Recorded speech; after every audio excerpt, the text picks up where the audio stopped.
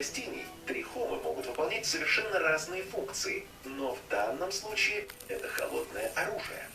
Жирянка – растение-хищник и использует свой мех для ловли маленьких насекомых. Каждый из волосков ее шубы выделяет клейкую жидкость, которая парализует и частично переваривает угодившую в нее случайно добычу. Паук-птицеед, кстати, использует свою шубу еще более нестандартным способом. Несмотря на то, что это весьма крупное членистоногое, само по себе считается достаточно опасным, волоски, покрывающие его тело, оно использует для защиты от врагов.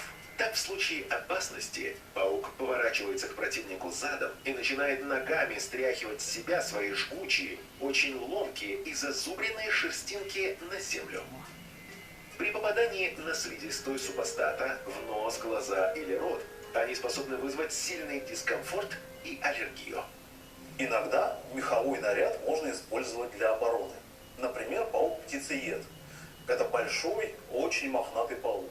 Врагов у него немного, но если на него вдруг кто-то напал, он делает резкие движения своими ножками, и меховой наряд этот сбрасывает. А вот эти обломленные волоски очень хорошо вокруг разлетаются по воздуху и